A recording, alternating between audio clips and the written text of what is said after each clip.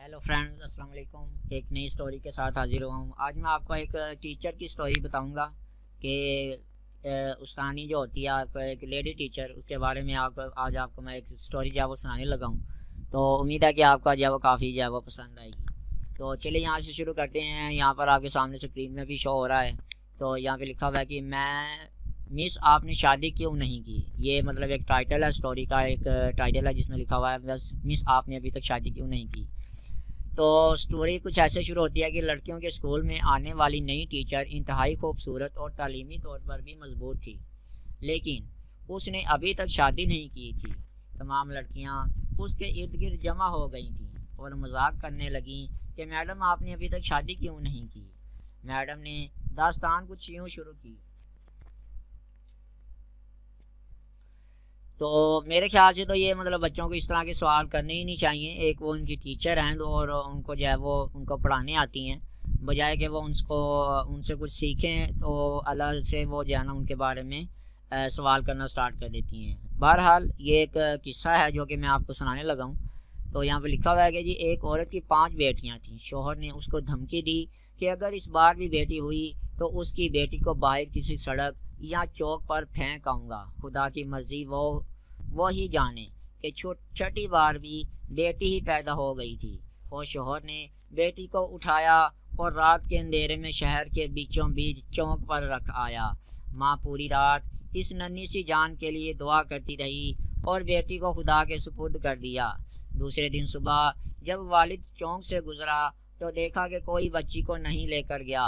बाप बेटी को वापस कर लाया, लेकिन दूसरी रात फिर बेटी को चौक पर रख आया। ये अमल वो रोज करता रहा। हर बार वालिद भाई रख आता और जब कोई लेकर नहीं जाता तो मजबूरन वापस उठा लाता। तो यहाँ तक कि इसका बाप थक गया और अल्लाह की मर्जी पर राजी हो गया। फिर उसने कुछ ऐसा किया कि 1 साल बाद माँ फिर से पेट हो गई और इस बार उनके यहाँ बेटा पैदा हुआ। जी दोस्तों, बेटा आ गया। 6 बेटियों के बाद अब एक बेटा आया है, लेकिन चंद दिन बाद बेटियों में से एक की मौत हो गई। यहाँ तक कि माँ 5 बार पेट से हुई और 5 बेटे हुए, लेकिन हर बार इसकी बेटियों में से एक इस दुनिया से चली जाती। सिर्फ एक ही बेटी जिंदा बची और वो वही बेटी थी जिससे बाप जान छुड़ाने के लिए उसको चौक में जो है ना वो छोड़ आता था। माँ भी इस दुनिया से चली गई। इधर 5 बेटे और एक बेटी, सब बड़े हो गए। टीचर ने कहा, पता है वो बेटी जो जिंदा रही कौन है? वो मैं हूँ। और मैंने अभी तक शादी इसलिए नहीं की कि मेरे वालिद इतने बूढ़े हो गए हैं कि अपने हाथ से खाना भी नहीं खा सकते और कोई दूसरा नहीं जो उनकी खिदमत करे। बस मैं ही उनकी खिदमत के लिए हूँ। और वो 5 बेटे कभी कभी आकर बाप का हाल पूछ लेते हैं।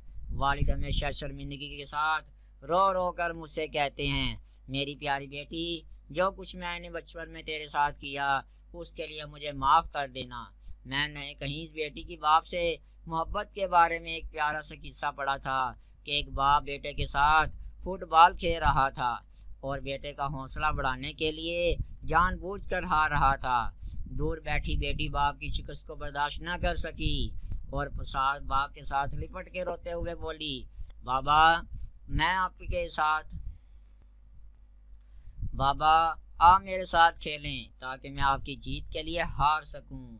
सच ही कहा जाता है कि बेटी बाप के लिए बहुत बड़ी रहमत होती है। दोस्तों, आपको स्टोरी कैसी लगी? आपको जो है वो स्टोरी कैसी लगी हमें जो है वो कमेंट बॉक्स में ज़रूर बताएं और वीडियो को लाइक ज़रूर करें। नेक्स्ट वीडियो तक इजाज़त दीजिए। Take care. अल्लाह हाफिज़।